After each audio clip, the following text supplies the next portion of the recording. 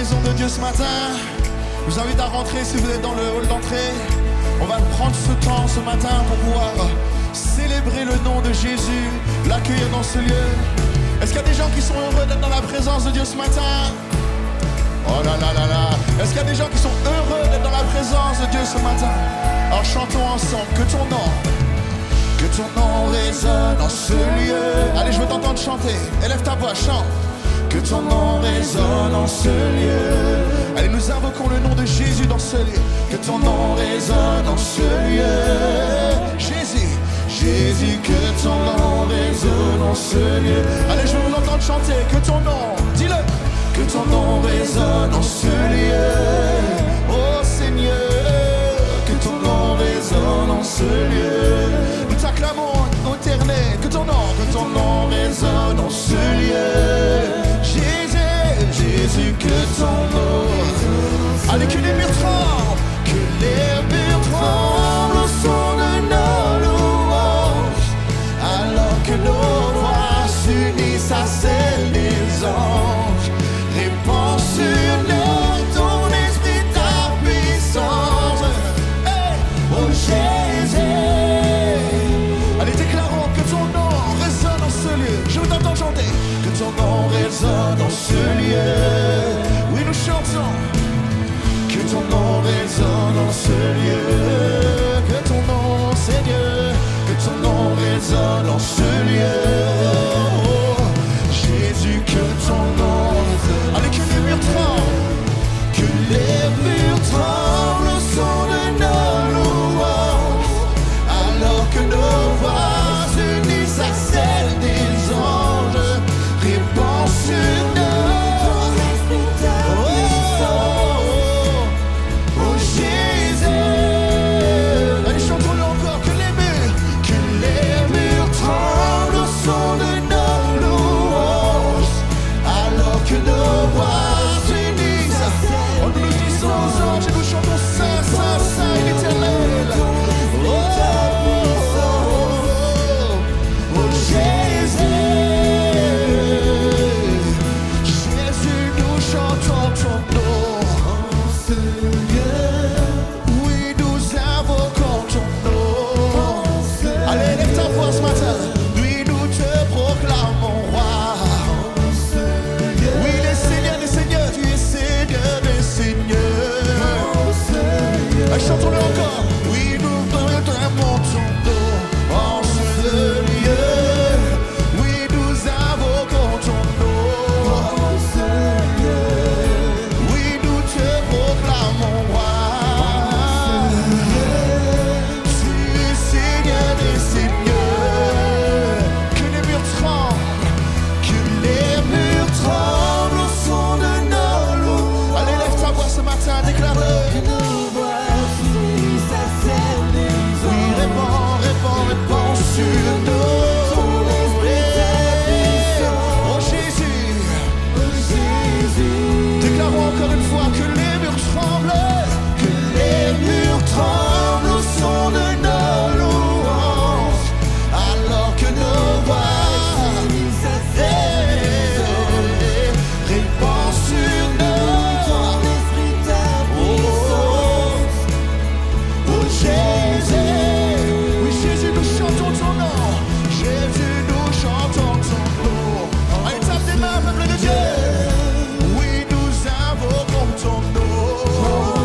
Hey. Oui, nous te proclamons roi. Car tu es Seigneur des seigneurs. Allez, chantons encore. Oui, nous chantons. Oui, Dieu, nous chantons ton nom. Oui, nous te ton nom.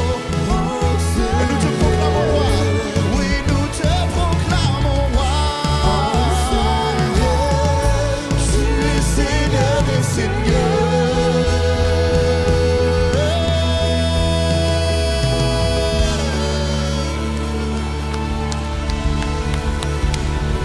Allez, acclamons le Seigneur ce matin. Il est digne d'être loué, d'être adoré et d'être célébré.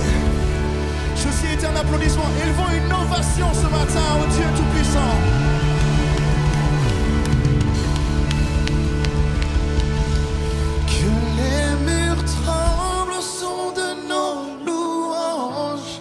alors que nos voix s'unissent à celles des anges. Allez, répands sur nous Ton esprit, ta puissance. Dis son nom, dis son nom. Oh Jésus, que les murs tremblent au son de nos louanges, alors que nos voix s'unissent à celles des anges. répands sur nous Ton esprit, ta puissance. oh Jésus. Oui, nous t'invoquons, Seigneur, dans ce lieu. Que par nos célébrations, nos chants, nos danses, nos réjouissances, la prédication de la parole de Dieu, que tout soit focalisé sur toi, Seigneur, ce matin. Nous avons faim et nous avons soif de toi. Viens faire une importation de ton esprit dans nos cœurs afin que nous puissions sortir transformés de ce lieu.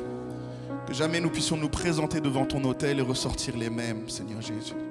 Donc viens parler au cœur à celui qui se sent découragé, à celui qui se sent délaissé. Viens murmurer à l'oreille que tu es proche, que tu es un Père qui est présent et que tu es un Père aimant.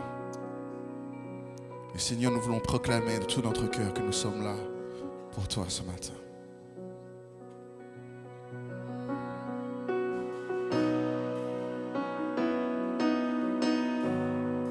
Nous sommes là pour toi, Seigneur. Allez, déclarons ensemble que l'horizon s'éclaircit d'une même voix. L'horizon s'éclaircit et les ténèbres s'enfuient. Que l'avenir prenne place, nous te laissons la place. Nos chaînes sont brisées et nos péchés pardonnés. Le passé est passé. Allez, déclarons ensemble, nous sommes là. Nous sommes là pour toi. Nous sommes là pour toi. Agis parmi nous, Seigneur. Fais ta volonté. Fais ta volonté. Jésus. Jésus transforme nos cœurs. Amen. Nous sommes là pour toi seul, Seigneur. Allez, déclarons avec audace ce matin, la puissance de Dieu est active dans ce lieu. Nous chantons. Ta puissance de vie règne en nous aujourd'hui. Le tombeau vide, que rien ne t'est impossible, comme dans la chambre haute. Allez, remplis-nous, Seigneur, encore une fois, nous sommes disposés du notre seul désir. Nous sommes là pour toi, Seigneur. Nous sommes là pour toi. Agis parmi nous, Seigneur. Fais ta volonté. Fais ta volonté. Fais ta volonté. Jésus transforme nos cœurs. Oh Jésus, Jésus, transforme nos cœurs. Oh, oh, oh. Allez, transforme nos cœurs, nos vies, Seigneur. Fais-le par ton esprit, par ton action, par ta grâce. Nous déclarons ces paroles que tu as déclarées toi-même. Tout pouvoir t'a été donné. Élève ta voix. Tout pouvoir t'est donné sur la terre et dans le ciel. Jésus, sois élevé. Que la gloire te revienne. Tout pouvoir t'est donné. Jésus, sois élevé. Que la gloire te... Tout pouvoir t'est donné. Alors la guérison peut avoir lieu dans ce lieu. La résurrection peut avoir lieu dans ce lieu. Car tout pouvoir lui a été donné. Tout pouvoir t'est donné. Dans le ciel, Jésus soit élevé.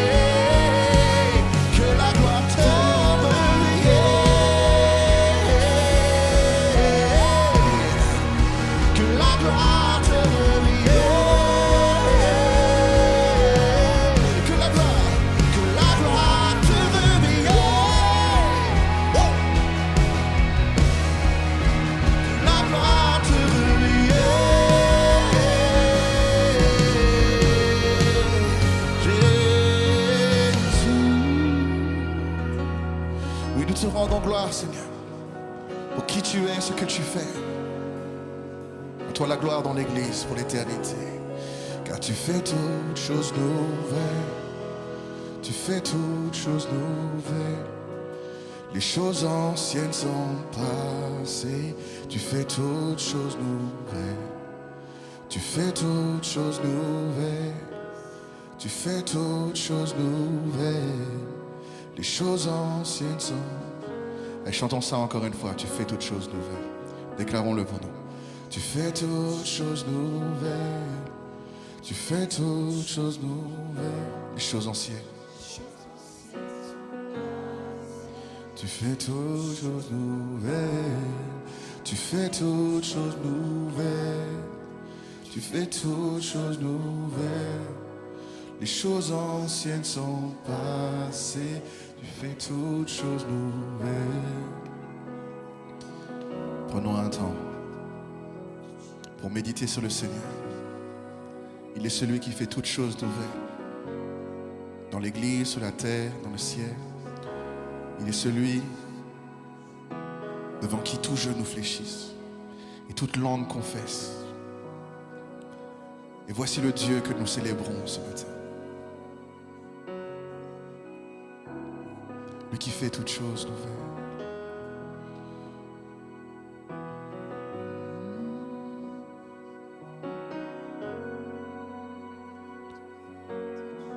Focalise ton regard sur son visage radieux.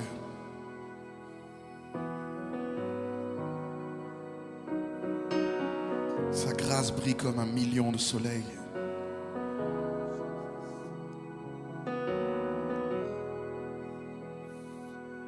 Et il est présent parmi nous.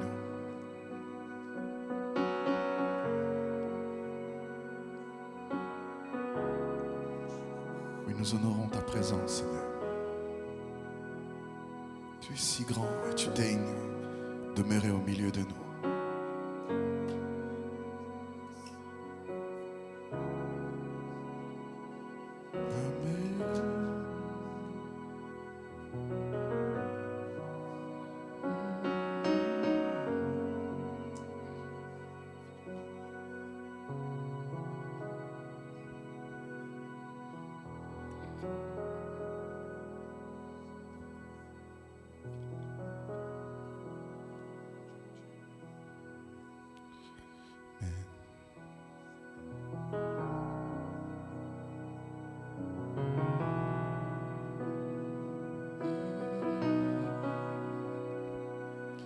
Et déclarons quand je sonde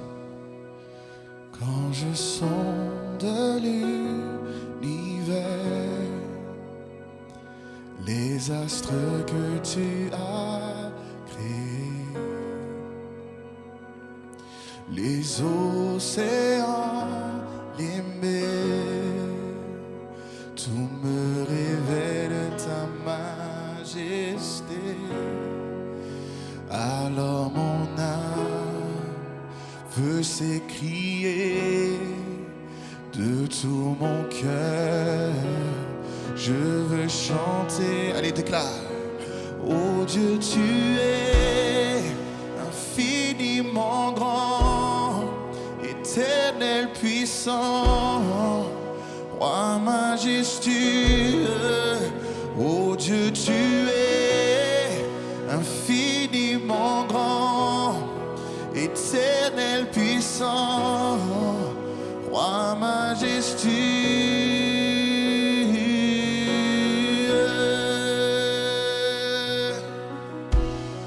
Elle déclare. Quand je songe que tu m'as fait, que tu t'es révélé à moi, que pour moi tu as tout créé, tout me révèle ta bonté.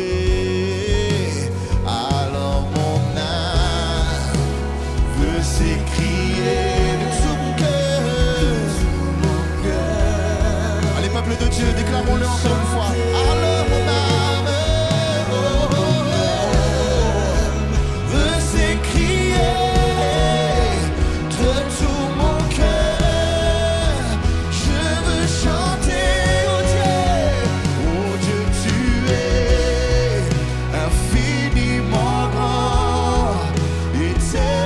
puissant, roi majestueux, oh Dieu tu es infiniment grand, éternel puissant, roi majestueux. Allez, chantons-le encore.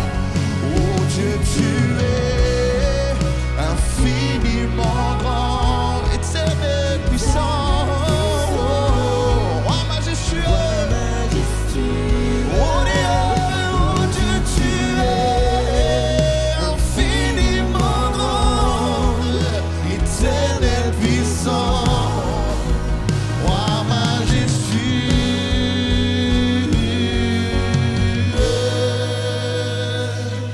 Tes mains dans ce lieu.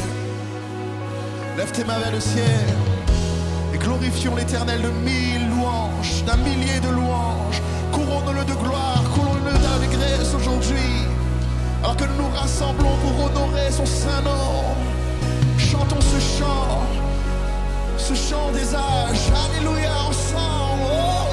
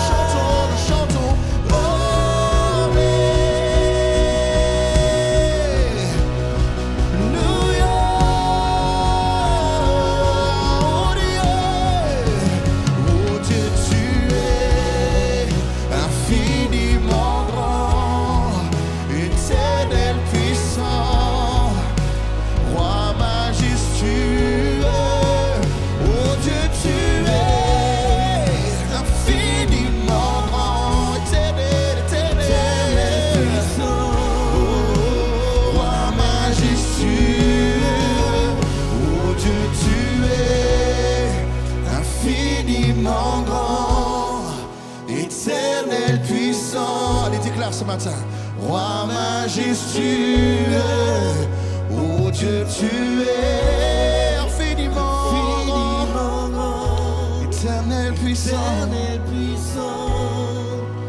roi majestueux.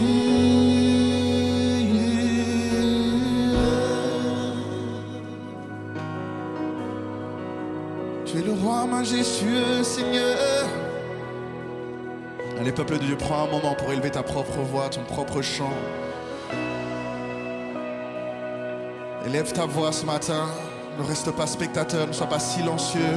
La Bible dit, ouvre ta bouche et il la remplira. Approche-toi de Dieu, il s'approchera en retour. Présentons-nous devant le trône de grâce ce matin. Offrons-lui louange, gloire, adoration.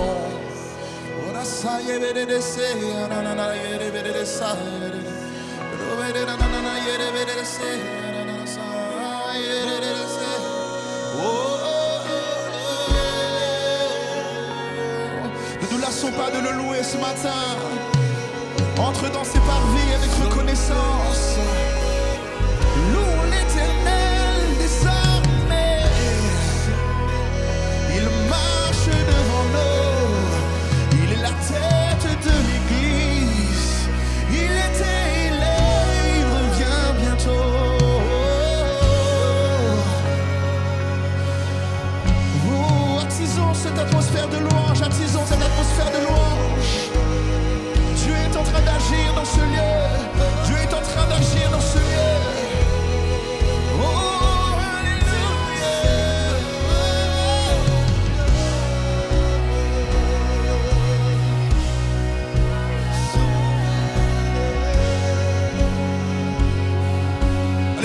même voix, on y va ensemble. Alléluia, chantons-le.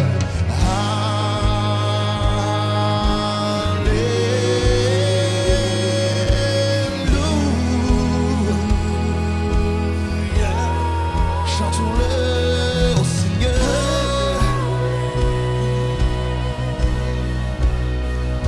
Alléluia.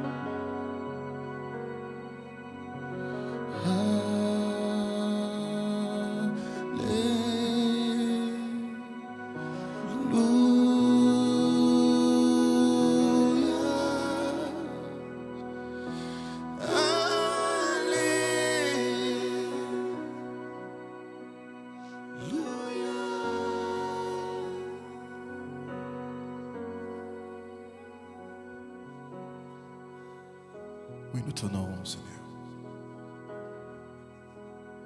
Oui, nous t'honorons, Seigneur.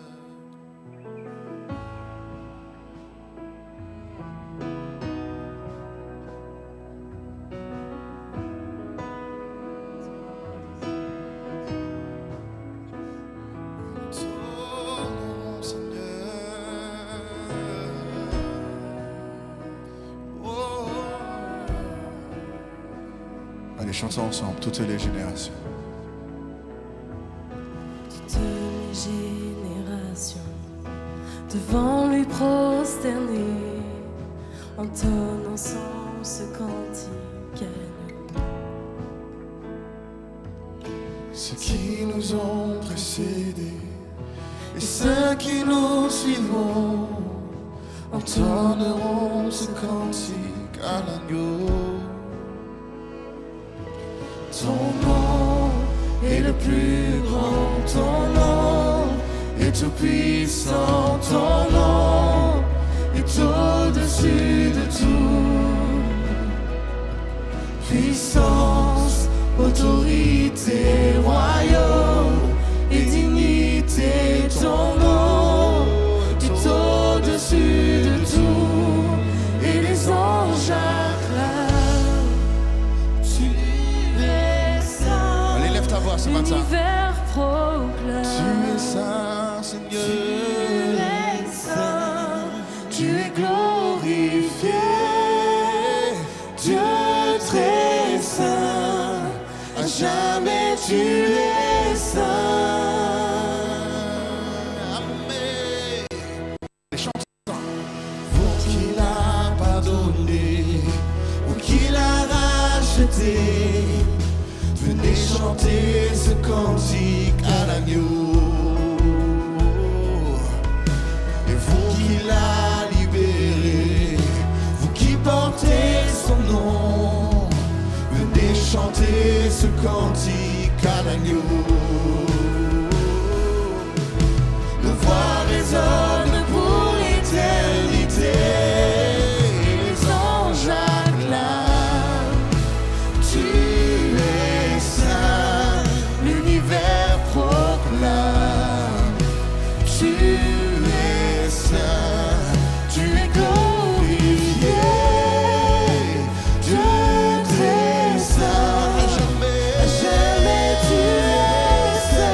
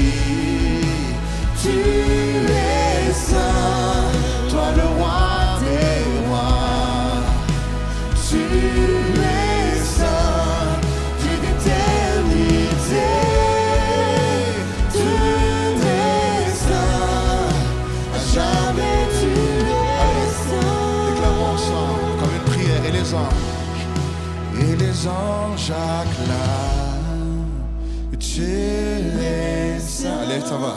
Dois le proclame que tu es saint, tu es glorifié. Amen. Dieu est saint, jamais, Jamais tu es saint. et tout ton peuple crie, tout ton peuple crie que tu es saint, toi le roi des rois, tu es saint, Dieu d'éternité, Dieu est saint, jamais tu es saint.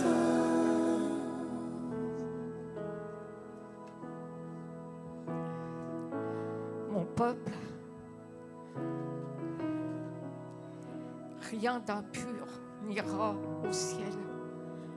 Parce que c'est vrai, je suis saint, comme vous le chantez. Et là-haut où je suis dans ma demeure, tout est pur, tout est saint. Aussi rien d'impur n'ira à la rencontre de notre Seigneur. Rien d'impur n'ira à la rencontre de ce Jésus. Jésus qui est saint. Et toi qui caches ton péché, toi qui caches tes addictions, mais le Dieu très saint le voit et tu ne pourras pas être enlevé avec Jésus. Aussi mon peuple, toi qui es dans le péché, repens-toi, il est encore temps. Repens-toi. Dis ton addiction, dis ton péché à ton Dieu.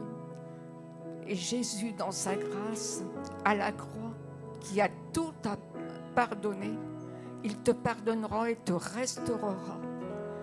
Aussi, mon peuple, ceux qui sont enlevés, ceux qui sont élus, regardez à lui, regardez au ciel que tout est pur. Sanctifiez-vous encore. Soyez renouvelés chaque jour, parce que Dieu vient vous chercher, mais rien d'impur ne pourra venir vers Jésus. Et vous, jeunes gens, il est temps que vous donniez votre cœur au Seigneur. Il est temps que vous regardiez au ciel, parce que là-haut, tout est joie, tout est paix. Alors, jeunes gens, que feriez-vous? Que feriez-vous, jeunes gens, si vous restiez sur la terre et que vos parents soient partis? Jeunes gens, je vous le demande, donnez votre cœur à votre Seigneur, parce que là-haut, tout est saint, là-haut, tout est pur.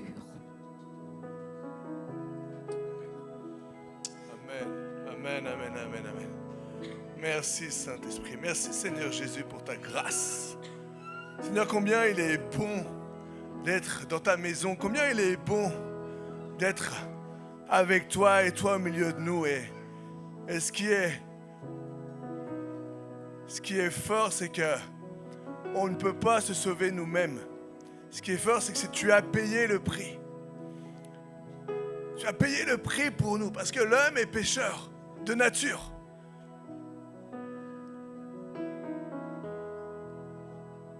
Et alors que tu as quitté le trône de grâce, alors que tu t'es séparé du Père, tu as quitté le royaume, tu es venu sur terre pour chacun d'entre nous. Et ce matin, alors qu'on va prendre la scène, alors qu'on va partager, parce que Jésus nous dit « Faites ceci en mémoire de moi ». Dans Luc 22, 19, « Faites ceci en mémoire de moi ». Simplement, avec discernement. Si tu reconnais Jésus comme Seigneur et Sauveur, alors oui, tu peux prendre la Sainte Seine. Simplement, tu n'as pas besoin d'être parfait, mais de le reconnaître comme Seigneur et Sauveur. C'est avec discernement. Et c'est pour ça que nous faisons la Sainte Seine une fois par mois. Nous voulons vraiment voir l'importance, se rappeler l'importance de la croix, se rappeler l'importance du don de Dieu pour chacun d'entre nous. Jésus il dit, après avoir, la parole de Dieu nous dit dans Luc 22, 19, ensuite il prit du pain et après avoir rendu grâce, il le rompit et le leur donna. Tout simplement après avoir rendu grâce, après avoir remercié, après avoir béni l'Éternel. Et c'est ce que nous voulons faire ce matin. Nous voulons rendre grâce à celui qui est au-dessus de tout. Nous voulons remercier Dieu pour ce sacrifice. Remercier Jésus pour ce sacrifice à la croix. Remercier Jésus parce qu'il a dit ces 3 mots alors qu'il était sur la croix. Et aujourd'hui, on en tire toute cette autorité. Comme nous rappelait Max, cette autorité que Dieu a et que Dieu nous donne. Tout est accompli. Tout est accompli. Tout est accompli pour toi ce matin. Tout est accompli pour moi ce matin. L'épreuve par laquelle tu passes, Dieu a la solution. La tempête qui est en train de te frapper, Dieu est le maître de la tempête. La maladie peut-être qui t'a touché, peut-être quelque chose, peut-être la mauvaise nouvelle cette semaine, Dieu est capable de guérir. À travers la Sainte Seine, vraiment, prends ce discernement que Dieu, que Jésus a tout accompli. Il a quitté les cieux, il est venu en tant qu'homme, en tant qu'enfant, en tant que bébé, grandi en tant qu'homme, il savait ce qu'il faisait. La Bible dit qu'il a donné, il s'est donné lui-même. C'est pas on lui a pas pris, il a donné sa vie pour toi, pour moi. Et ce matin, tout simplement alors qu'on va prendre ce pain et ce vin, on va se rappeler la puissance de Dieu et on va déclarer la puissance de Dieu. Seigneur, alors que je prends ce pain, prenons ensemble ce pain, déclarons tout est accompli. Et Seigneur, tu connais ma situation, tu connais le problème, tu connais peut-être la maladie qui me touche, tu connais peut-être la douleur qui est là, tu connais peut-être aussi la dépression qui me touche, qui est là, qui m'entoure, tu connais les mauvaises nouvelles, tu sais tout ça. Mais je sais aussi que tu as payé le prix pour tout ça et que tu es la solution. Je veux prendre ce pain en réalisant que tu as tout accompli pour que j'ai cette vie sur terre en abondance. Tu donnes la vie en abondance. Prenons ensemble ce pain. Et Seigneur, oui, on rend grâce. Oui, Seigneur, on te remercie pour ce sacrifice à la croix. On te remercie pour ce don. Et on veut le réaliser ce matin. Seigneur, tu as donné ta vie, ton sang a coulé. Et Seigneur, on va prendre cette coupe de vin et on va te remercier encore pour le salut, pour la vie, pour la guérison. Le sang a coulé. Par tes meurtrissures, nous sommes guéris. C'est la parole de Dieu qu'il déclare. Et nous basons notre foi sur la parole de Dieu. Alors je déclare que la maladie n'a pas raison sur ma vie. Je déclare au nom de Jésus que la douleur n'a pas raison sur ma vie. Je déclare au nom de Jésus que rien n'a raison, seulement mon Dieu a raison sur ma vie. C'est toi qui commandes ma vie. Je t'ai donné ma vie elle est à toi. Alors je te rends grâce. Je te rends grâce pour, Seigneur, tout ce qui se passe aujourd'hui, les épreuves, je te rends grâce. Pour les bénédictions, je te rends grâce de m'avoir choisi et de m'avoir ouvert les yeux. Que ton nom soit élevé dans ma vie. Prenons ensemble cette coupe qui représente le sang de Jésus. Oui, Seigneur, on te rend grâce et on te bénit. Parce que nous savons que tu as préparé une place pour chacun d'entre nous. Mais Seigneur, que l'éternité n'est pas simplement une fois qu'on va passer cette vie sur terre, mais elle démarre dès notre naissance. Et aujourd'hui, je veux proclamer que tu es le Dieu qui guide chacun de mes pas. Donne-moi d'entendre ton esprit. Donne-moi de voir, Seigneur, le chemin que tu traces pour moi. Parce que ta parole nous dit que tu es l'alpha et l'oméga. Parce que tu es le début et la fin. Parce que c'est toi, le Créateur. Et si je suis là ce matin, c'est parce que tu l'as voulu. Alors oui, encore une fois, je veux te remercier et je veux te bénir. Que mon âme te loue. Alléluia. Merci Saint-Esprit.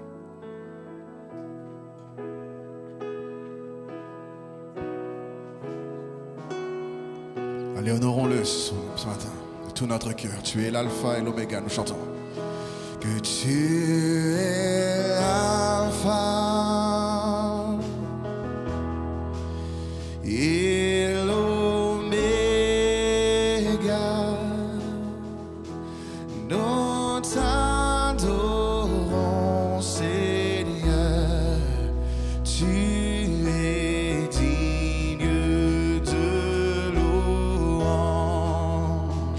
Allez, lève ta voix, rends-lui gloire ce matin. Tu es l'alpha, chante. Tu es l'alpha et l'oméga. Et l'oméga. Nous t'adorons, Seigneur. Tu es digne de louange. Allez, lève ta voix ce matin, nous te rendons, nous te rendons toute la gloire. Nous t'adorons, Seigneur, tu es digne de louange. Oh, que le peuple déclare ce matin, nous te rendons. Nous te rendons toute la gloire. Nous t'adorons, Seigneur, tu es digne de louange. Au-dessus de notre cœur, tu es l'alpha. Tu es l'alpha et l'oméga. Nous t'adorons, Seigneur. Tu es digne de louange. Nous te rendons toute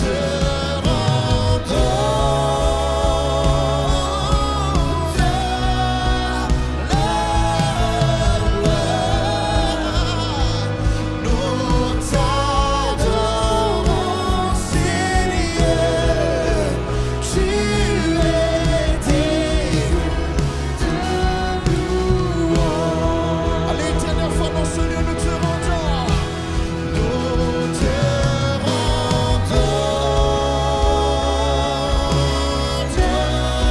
toute la gloire. Nous t'adorons, Seigneur. Tu es digne de louange. Nous t'adorons, Seigneur. Tu es digne de louange. Une dernière fois.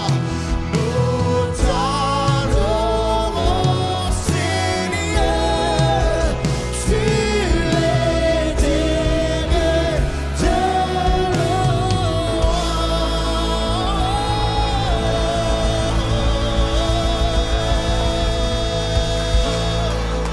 Tu es digne de louange. Acclamons-le ce matin. Donnons-lui une ovation. Lui, le Seigneur des Seigneurs, le Roi des Rois, le grand je suis. Saint, Saint, Saint, l'Éternel des armées. Le ciel et la terre est remplie de sa gloire. Donc, Église, peuple de Dieu, élève une dernière fois sa louange. Glorifie le nom de Jésus.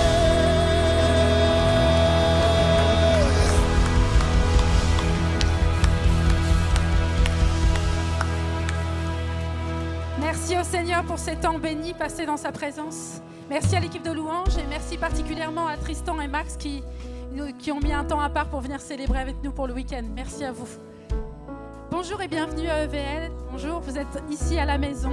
Alors les annonces vont être très courtes. C'est le temps du repos pour tout le monde. Après une belle année passée avec des belles choses qu'on a vécues ensemble tout au long de cette année, le temps des vacances est arrivé. Mais le Seigneur n'est pas au repos, lui, le sommeil inodore. Alors ne mettez surtout pas pendant ce temps de repos, ne mettez surtout pas vos temps de prière en veille. C'est important, restez connectés à Dieu. Chaque dimanche, d'ailleurs, on vous retrouve pour 10h30 le culte. On se retrouve, l'église est ouverte pour célébrer ensemble, pour ceux qui restent et pour ceux qui nous retrouveront un peu plus tard. Chaque mercredi toujours, on se retrouve pour la réunion de prière à 19h. Venez nombreux, c'est important. Il y a des victoires vraiment qui sont remportées. On vit des moments puissants dans sa présence. Et pour suivre, merci pour vos dons, vos offrandes. Merci pour tout ce que vous avez déjà fait. Merci pour ce que vous ferez encore afin qu'on puisse continuer à vivre de belles aventures, de belles choses. C'est en partie grâce à vous également.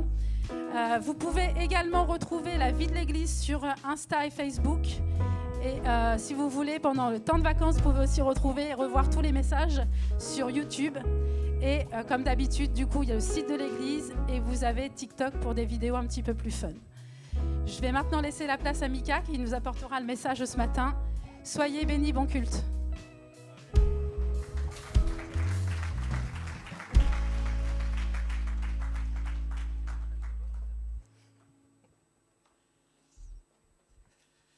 Merci Fanny, merci l'équipe.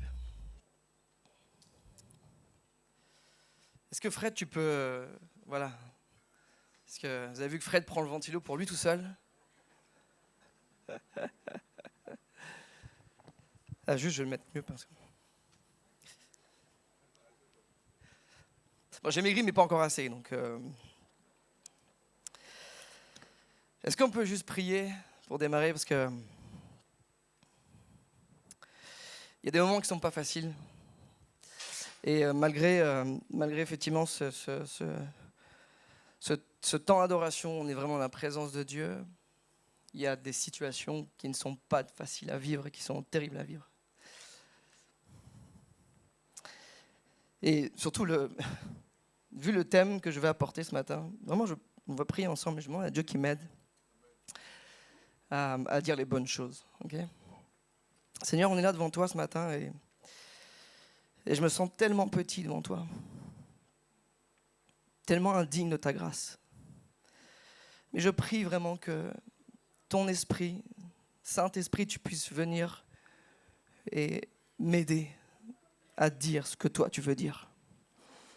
Parce que ta parole est la vérité, parce que tu es vrai, tu es vérité. Et Seigneur, ce matin, vraiment que tu puisses parler au cœur. Que tu puisses réconforter ce matin, que tu puisses restaurer ce matin. Je prie vraiment que tu viennes maintenant mettre ta grâce sur ce moment, mettre ton esprit sur chacun et chacune d'entre nous, Seigneur. Et que ce temps-là soit un temps particulier où on va goûter ta présence, où on va, Seigneur, entrer dans le sein des saints, là où tu es toi. Parce que c'est vrai que rien d'impur n'entrera dans ton royaume, mais en Jésus, nous sommes justifiés, rachetés par grâce, Seigneur. Alors je prie vraiment maintenant que tu puisses agir dans le nom puissant de Jésus. Amen. J'aimerais vous poser une question ce matin et je sais bien que Jenny, tu sois encore là. Est-ce qu'il vous est déjà arrivé de vivre un trop tard? Alors je ne parle pas des gens comme moi qui sont des adeptes du retard. Ceux qui me connaissent savent que j'essaye de travailler sur la ponctualité, mais c'est quelque chose de difficile. D'ailleurs, encore, je l'ai vécu ce matin, encore. Hein. Et il y a des gens qui ont fait de leur vie un retard permanent. C'est pour ça que Jenny, tu peux y aller maintenant. Mais ce n'est pas de ça dont je veux parler ce matin. Est-ce que ça vous est déjà arrivé de vivre un trop tard? Lors d'un de nos voyages, un de nos quelques voyages à l'étranger, on était, ma famille et moi, en train d'attendre dans la zone d'embarquement. Et voilà, que notre tour arrive. Et donc, il y avait d'autres personnes qui étaient en train d'embarquer pour une destination paradisiaque. Et donc, une fois que tout le monde est rentré, parce que ceux qui prennent l'avion savent que c'est hyper réglementé, qu'une fois que c'est après l'heure, c'est trop tard. Et donc, une fois que tout le monde est monté, la porte se ferme, le personnel ferme la porte. Et là, il y a un jeune couple, je ne sais pas si tu te rappelles, il y a un jeune couple qui arrive en courant devant la porte, sauf qu'elle est fermée. Et ils ont eu beau supplier, crier au scandale, ils ont eu beau pleurer, tout ce qu'ils pouvaient. Là, je me rappelle, c'était un grand gars là, qui était à l'entrée de la porte. Il a dit, c'est non, c'est terminé. Tout le monde est embarqué, c'est terminé. Et je revois encore leur tristesse, la tristesse sur leur visage, ces deux jeunes-là qui ont gâché leur voyage, leurs vacances. Alors j'espère qu'ils ont retrouvé un autre vol. Mais à ce moment-là, c'était trop tard. Ils sont arrivés trop tard. Mais combien de fois dans nos vies est-ce qu'on nous a dit, ou est-ce qu'on a pu dire, c'est trop tard. C'est trop tard, c'est fini. Trop tard.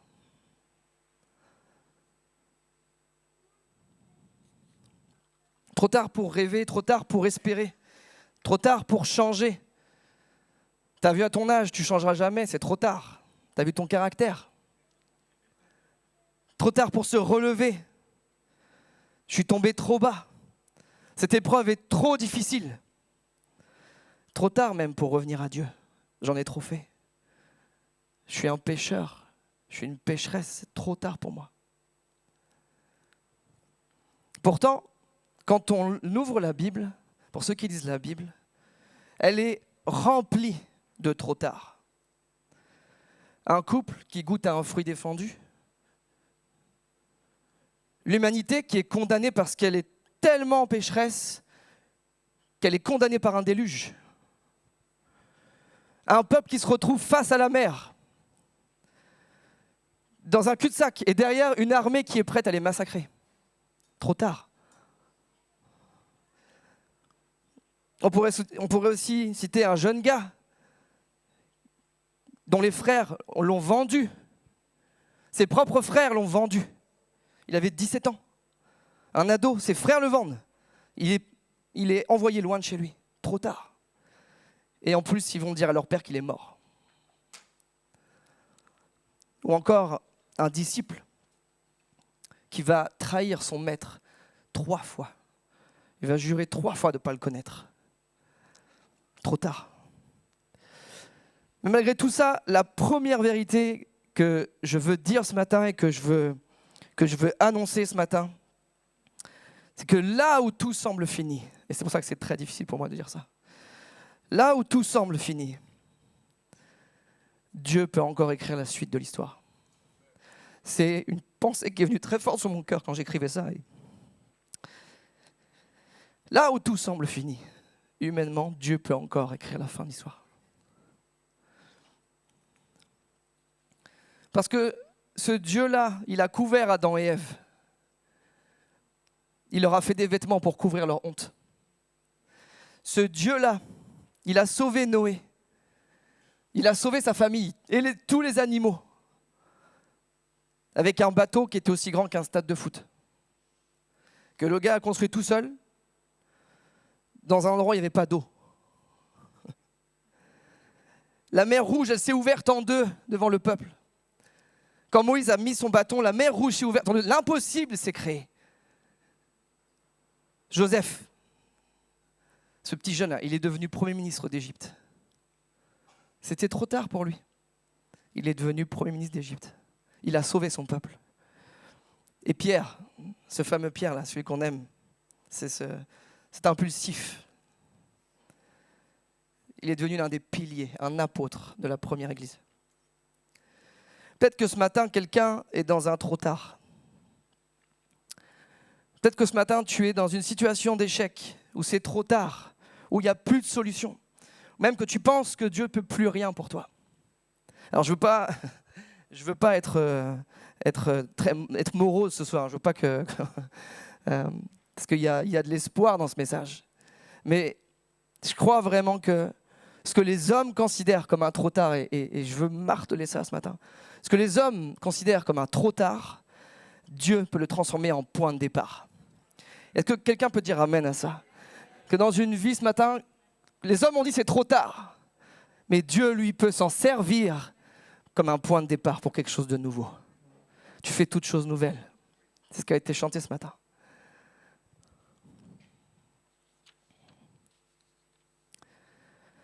Alors, si vous avez vos Bibles, c'est une phrase de vieux prédicateur, ça. On va lire une histoire, une autre histoire qu'on connaît très bien. C'est l'histoire de Lazare, l'ami de Jésus. Il y avait, donc Jean 11, pardon, c'est ceux qui veulent suivre, Jean 11, verset 1er à 44, mais on lira les 5 premiers versets.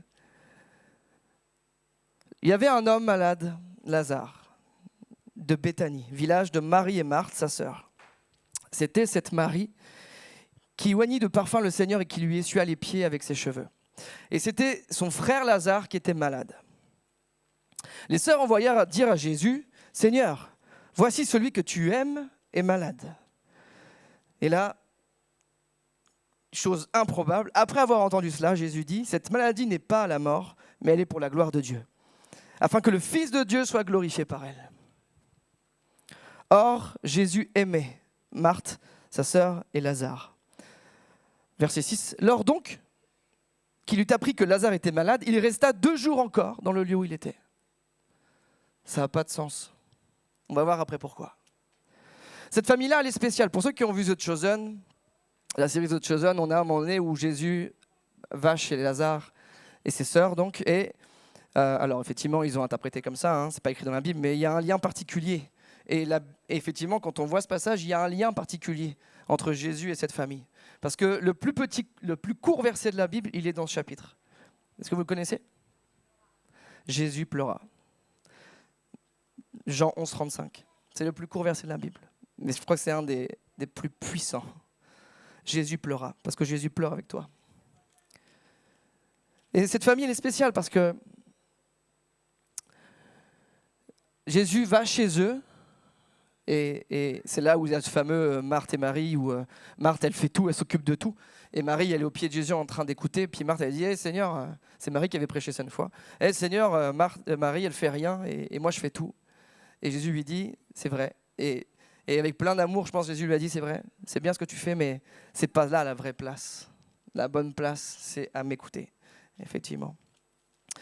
Et donc, alors que Lazare, il tombe malade, comme ça peut arriver, naturellement, Marthe et Marie, elles envoient un message à Jésus et disent, tu vois, celui que tu aimes là, Lazare, il est malade. Et le verset juste après, Jean nous dit que Jésus, il aimait ses 3 frères et sœurs. Alors, ce qui est intéressant dans le grec, c'est que c'est différent du français, parce qu'en français, pour dire aimer, on n'a qu'un mot. Aimer. On peut autant aimer le fromage que aimer ses enfants ou aimer son travail. Sauf qu'il n'y a pas de degré dans l'amour en français, là. Hein, okay. Mais les Grecs, eux, ils ont mis différents mots pour exprimer l'amour. Il y en a au moins 4. Ça va de l'amour parental, l'amour que ressent un père à des parents de leurs enfants. L'amitié, l'amour charnel, physique, et l'amour sacrificiel. L'amour qui attriste Dieu, agapao. Et ce qui est intéressant dans ce passage, c'est qu'au verset 3, quand elles disent « Celui que tu aimes est malade », c'est philéo. C'est ton ami est malade. Celui que tu aimes d'amitié est malade. Et Jean, quand il dit « Jésus aimait Marthe, Marie et Lazare », c'est agapao. C'est il aimait de l'amour de Dieu. Ça, c'est différent. Parce qu'en fait, les sœurs, comme nous, et ce matin, je veux vraiment que quelqu'un puisse, et je prie que Saint-Esprit, tu puisses imprimer dans un cœur l'amour de Dieu. Vraiment, je prie ce matin que l'Esprit imprime dans ton cœur, c'est quoi le vrai amour? Parce qu'elle pensait, à juste titre, qu'elles étaient amies de Jésus. Elles se pensaient amies et assez proches pour dire, Seigneur, tu vois, Lazare, il est malade, viens, parce qu'elles savent que Jésus peut guérir. Et donc, elles se sentent assez proches de lui pour dire, Seigneur, viens guérir Lazare. C'est ce qu'on aurait tous fait. Mais Jésus, lui, il voulait leur montrer par là que l'amour qu'il a pour eux et l'amour qu'il a pour toi et moi, c'est pas juste un amour d'amitié qui va être là pour aider ou en tout cas supporter dans la souffrance. C'est un amour qui va venir délivrer, un amour qui va venir restaurer, un amour qui va venir guérir, un amour qui va venir relever. Et c'est ça, ce matin, l'amour que Dieu a pour toi. Amen.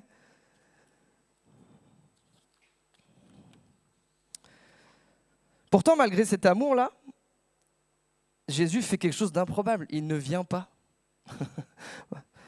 On est d'accord pour dire que tous les parents ici, et Max disait hier qu'il prend souvent ses enfants, et moi aussi je suis un peu comme ça, quand ton enfant t'appelle, comme par exemple mon grand qui me dit « Tiens, je finis à 13h30 vendredi ». Et puis à midi, il me dit « Non, j'ai fini, c'est bon ». Alors que j'ai commencé à manger. Mon réflexe, c'est pas de dire « Je termine, je viens de chercher dans 1h30 ». Mon réflexe, c'est « Ok, je prends la voiture et j'y vais ». Sauf que là, Jésus, il ne vient pas. Pourquoi est-ce qu'il fait ça? Jésus ne vient pas. Lazare est malade, et donc la malade, le terme c'est extrêmement faible, il est proche de la mort. Donc la logique, c'est que Jésus devrait accourir parce qu'il venait à pied. Hein. Il n'y a pas de voiture à l'époque. Hein. Donc il faisait à pied, il y avait le temps de route. Et Jésus attend. Il reste, le texte nous dit qu'il reste 2 jours de plus. Ça semble cruel. Ça semble incompréhensible. Est-ce que Jésus serait indifférent à la souffrance? Lui qui aime. Et si on est honnête, est-ce que parfois c'est pas ce qu'on peut se dire? Alors qu'on est dans une saison d'épreuves, de souffrance, est-ce que naturellement on ne serait pas tenté de dire, mais Dieu, pourquoi tu me fais ça? C'est un peu ce que j'ai amené mercredi. Pourquoi moi? Qu'est-ce que j'ai fait pour mériter ça? Et quand Jésus arrive enfin, au verset 17, Jésus arrive enfin, sauf que Lazare est mort. Tout ça pour ça. Lazare est mort. Est-ce qu'on peut s'imaginer ce que ressentent les sœurs Marthe et Marie? Leur frère est mort. Et Jésus, dont elles savent qu'il peut guérir, n'est pas arrivé. Parce que, et ça c'est pour quelqu'un ce matin, ce que tu crois être dans ta vie, une situation terminée trop tard, c'est là que Jésus peut commencer à faire quelque chose. Parce que cette situation ne dépendra plus de toi. Elle ne sera plus entre tes mains, elle sera entre ses mains. Et Jésus arrive enfin et Lazare est dans le tombeau depuis 4 jours. Et on peut lire ensemble, verset 21. C'est Marthe qui va... Marthe, c'est une battante, hein, c'est une guerrière celle-là. Elle dit ce qu'elle pense. Et elle va dire à Jésus, Seigneur, si tu avais été... La version second 21, Seigneur, si tu avais été ici, mon frère ne serait pas mort. C'est un reproche, on est d'accord? Mais c'est un reproche qui est légitime. C'est la souffrance qui parle là, c'est la tristesse, c'est la colère qui parle là. Son Jésus, celui qu'elle sait être le Fils de Dieu, n'est pas venu. Il a laissé Lazare mourir, c'est ça la réalité.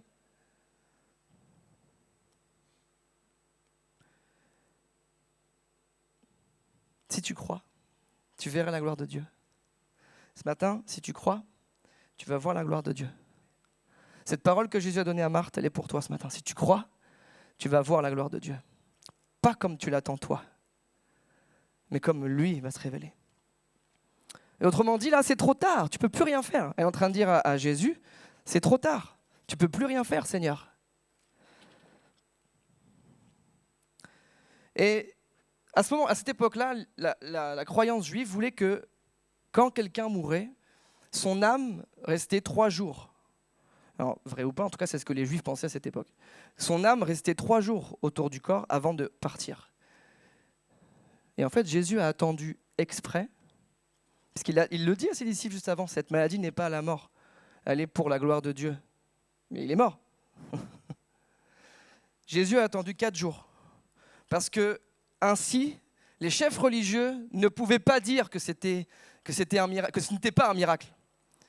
Jésus a attendu exprès pour que personne ne puisse voler la gloire à Dieu. Jésus attend exprès dans ta vie pour que personne ne puisse voler la gloire à Dieu.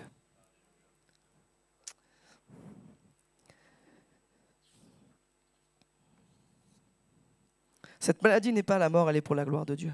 Cette situation dans ta vie, cette situation désespérée n'est pas la fin pour toi, mais c'est le terrain du miraculeux. J'ai écrit ça.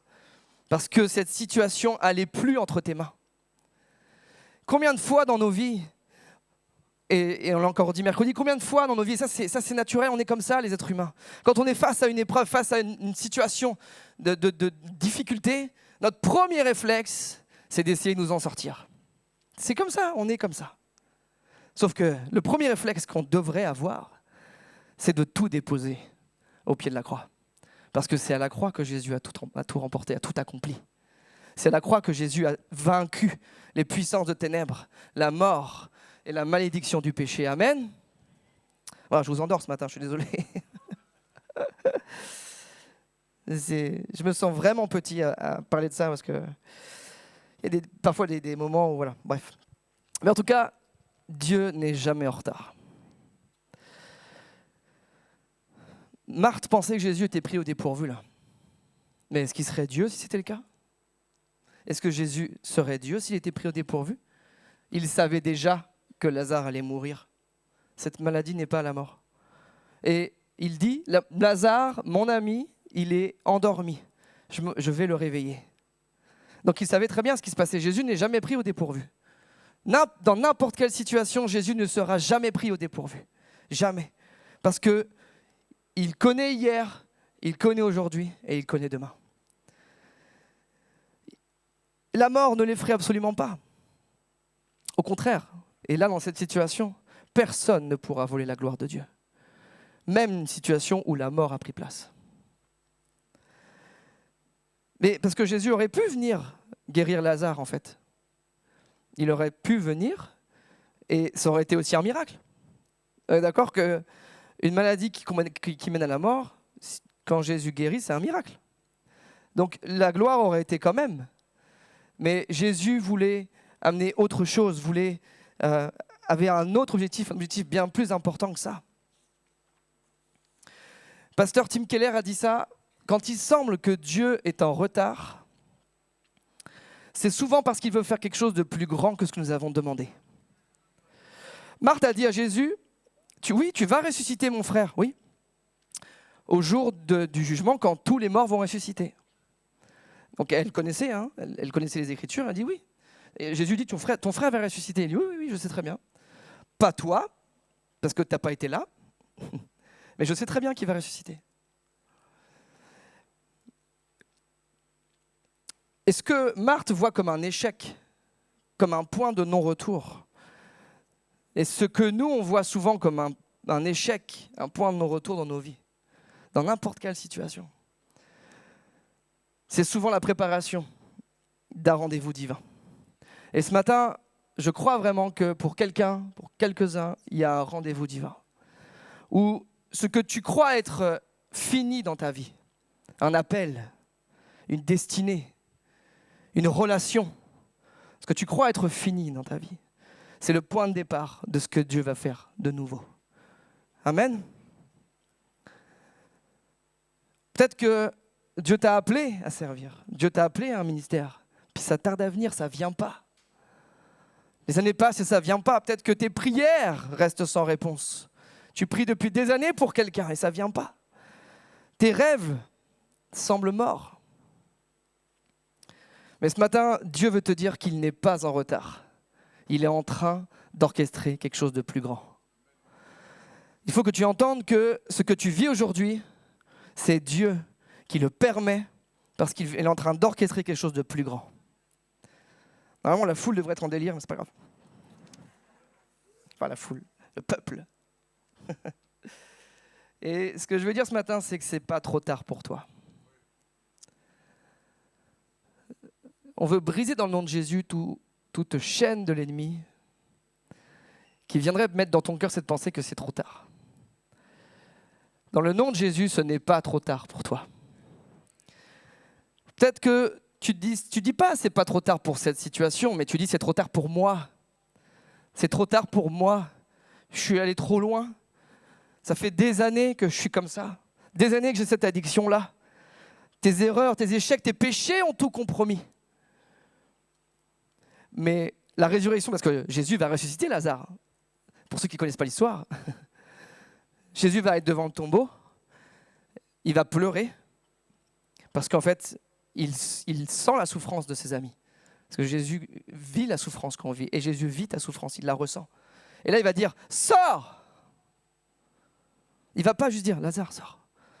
Il va crier. Il va commander à la mort de laisser Lazare. Sors! Et Lazare va sortir avec ses bandelettes. C'est-à-dire avec son... Puisque à l'époque, ils étaient un peu comme les Égyptiens, les Juifs entourés de bandelettes. Il va sortir comme ça. La mort n'a pu le retenir parce que Jésus a commandé.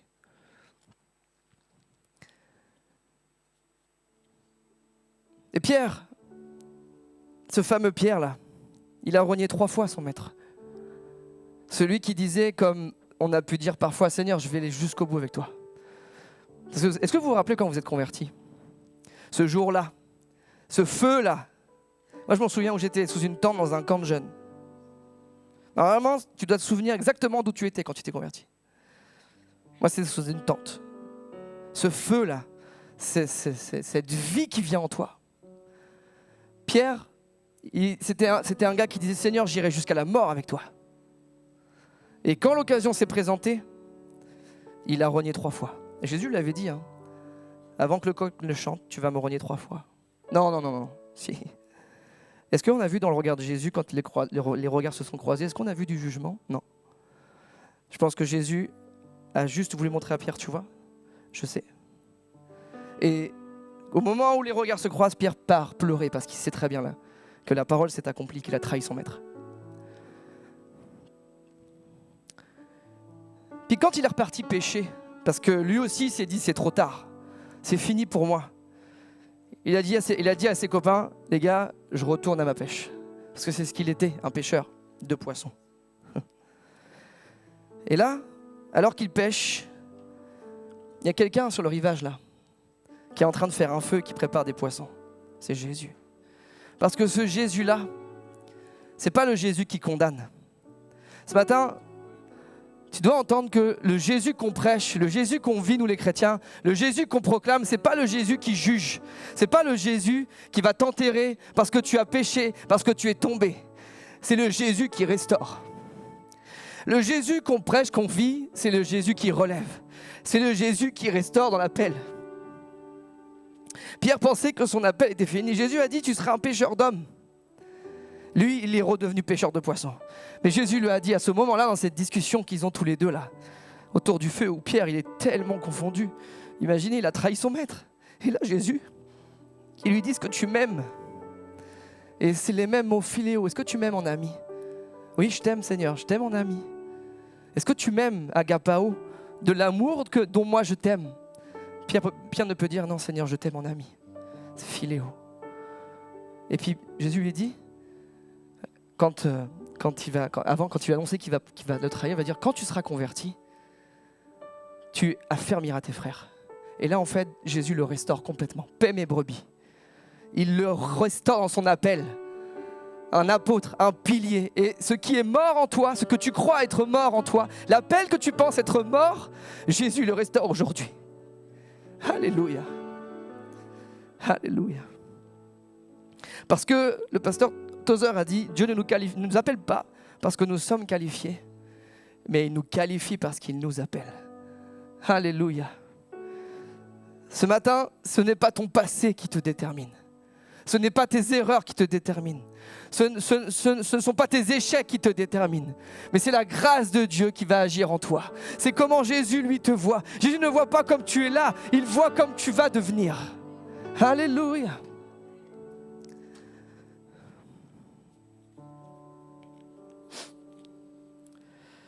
C'était humainement trop tard pour Lazare. La mort avait pris place. Et je voudrais juste vous raconter une autre histoire. Alors ce matin, je suis vraiment larmoyant, mais ce n'était pas du tout le but du message en tout cas. Il y a quelques années, un de mes amis très proches, un de mes meilleurs amis, a vécu une expérience de foi extraordinaire. À l'époque, il était PDG d'une grande entreprise. Et c'était un homme, je ne vais pas dire son prénom, mais ceux qui connaissent savent que c'est un homme solide, un homme rigoureux, un homme respecté. Et il avait la charge de centaines d'employés. C'était une position vraiment très élevée dans une entreprise internationale. Et les chefs d'entreprise comme Mickey savent qu'une vie de chef d'entreprise, c'est à 100 à l'heure. Chaque minute compte, chaque décision pèse lourd. Mais malgré ça, il servait fidèlement à l'église. J'ai jamais vu quelqu'un, parce que c'était notre première église, jamais vu quelqu'un d'aussi fidèle dans le service. Il était là, il faisait la route toutes les semaines pour aller dans l'Est de la France. Il arrivait le vendredi soir, il servait avec nous la jeunesse, il dirigeait la chorale et il repartait le dimanche soir dans l'Est. Infatigable. Mais malheureusement, on sait que le corps a ses limites. Puis un jour, sans prévenir, la machine s'est déréglée toute seule. Le stress, la vie à 100 à l'heure. Et d'abord, ça a été quelques angoisses. Puis ces angoisses, ça devenait de plus en plus fréquentes. de plus en plus forte, oppressante. Puis, comme ça, soudain, une peur irrationnelle de mourir. C'était une terreur sourde, inexplicable. Il était chrétien depuis des années. Et pourtant, là, chaque jour, son âme, elle était gagnée par la peur de mourir et de ne pas savoir ce qu'il y avait derrière.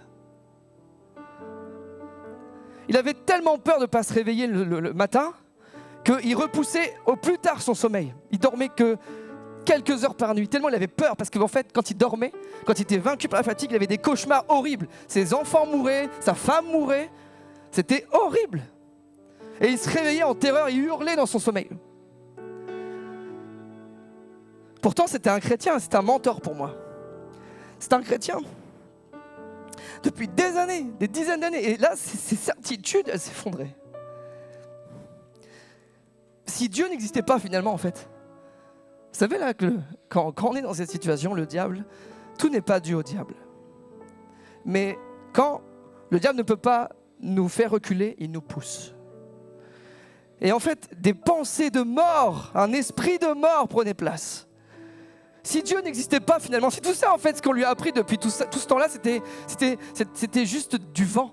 S'il n'y avait rien après la mort, si on mourait, c'était terminé. Lui, il était tellement fort pour les autres. Il a toujours été là pour nous. Mais il n'a rien dit à personne.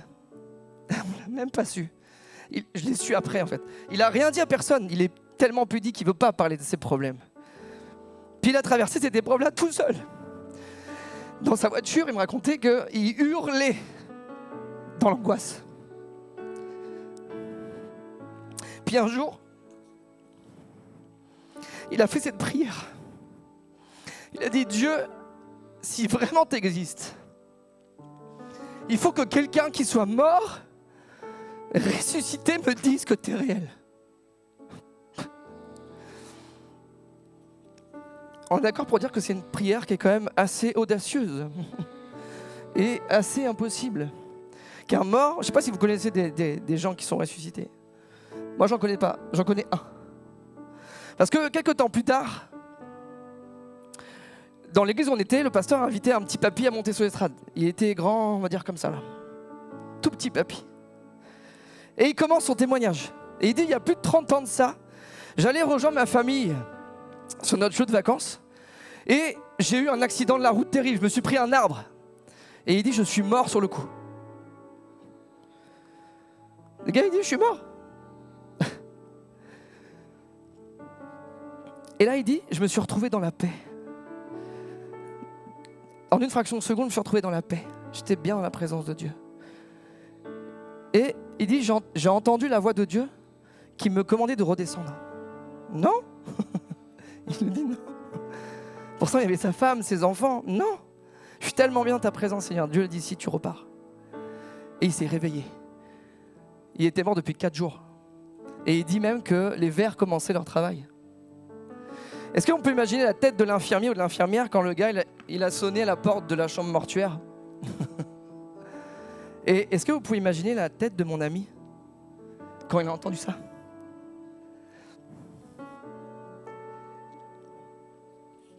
Le gars en train de dire, moi je suis mort et je suis ressuscité.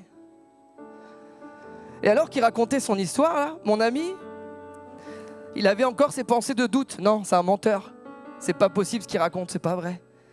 Et à ce moment-là, le papy dit, si quelqu'un ne me croit pas, mon fils est présent dans la salle, il peut témoigner que c'est vrai. Et hasard ou pas, le gars était juste devant mon ami. Et à ce moment-là, les larmes commençaient à couler sur son visage. C'est comme si Dieu lui disait, tu vois, je t'ai entendu. Tu vois, j'existe. Tu vois, je suis vrai. Tu vois, j'ai entendu ta prière. Je suis là. Il y a bien une vie après la mort pour ceux qui ont choisi de vivre avec moi. Et Dieu lui a dit, tu vois, il n'est jamais trop tard. Et moi, ce que je lui ai dit, ce que j'ai en tout cas ressenti, c'est que Dieu a ressuscité ce petit grand-père il y a 40 ans de ça, pour mon ami aussi. Le Dieu qu'on proclame ce matin, et je veux pas être triste ce matin, mais le Dieu qu'on proclame, c'est le Dieu qui a ressuscité un grand-père il n'était pas grand-père à ce moment-là, il était jeune, un homme il y a 40 ans de ça, Parce qu'il savait qu'il y aurait un gars en 2020, là, 2021, qui ferait cette prière. Est-ce que ce n'est pas le Dieu Tout-Puissant dont on parle? Est-ce que notre Dieu n'est pas le Dieu Tout-Puissant? Le Dieu qui prend une situation qui est morte et qui ramène à la vie. Qui ramène à la vie un homme qui est pris par les angoisses, qui est pris par la mort. Alléluia. Et à partir de ce jour, plus aucune angoisse. Parce que vous pourriez me dire, oui, mais d'accord, mais il n'y a rien qui prouve que c'est vrai. Moi, je veux dire que, et on le sait, ce jour-là, les angoisses ont disparu, les cauchemars ont disparu, la peur de la mort s'est envolée en un instant. Ça, c'est pas l'homme, ça. Ça, c'est l'œuvre du Saint-Esprit qui vient vivifier, qui vient transformer. Amen. Alléluia. Je lui dirai un jour de témoigner. Bon, je l'ai fait son témoignage parce qu'il ne voulait pas le faire. Mais à partir de ce jour-là, il y a eu un avant et un après. Et c'est possible pour toi ce matin.